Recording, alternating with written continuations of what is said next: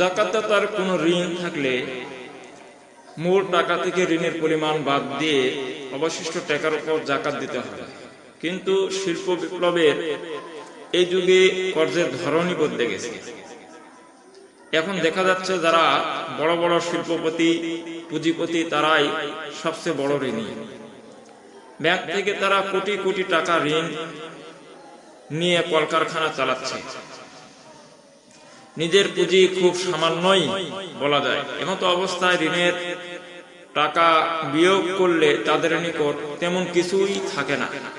পরিভাষায় একে ডেভেলপমেন্ট বা উন্নয়নমূলক ঋণ বলা যায়। মূল টাকা থেকে এগুলি বাদ দিলে দরিদ্র জনগণ জাকাতের বিশাল অঙ্ক থেকে বঞ্চিত হয়ে যাবে।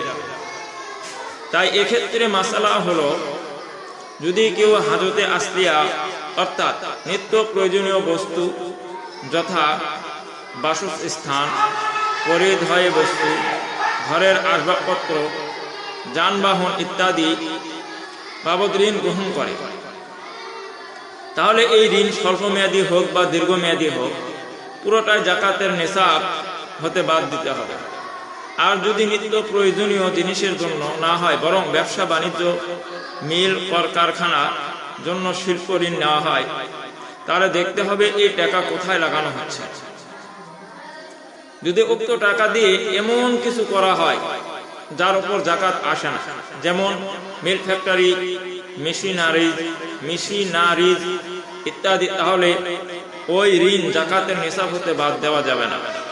কেননা এই ঋণ নিয়ে যেহেতু সম্পদ তথা মিল, কলকারখানা করা হয়েছে, সুতরাং এদিকে ঋণ আছে, অপরদিকে তার পরিবর্তে সম্পদও আছে। মালিক কখনো ঋণ আদায়ে ব্যর্থ হলে এই সম্পদ থেকে ব্যাংক তার প্রাপ্য উসুল করে নিবে।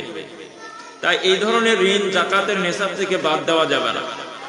আর যদি উক্ত ঋণ দিয়ে ব্যবসার মালামাল ক্রয় করা হয়, তাহলে সেই ঋণ হতে চলতি বছরের পরিশোধযোগ্য কিস্তি পরিমাণ জাকাতের নেশাব বাদ দিতে হবে।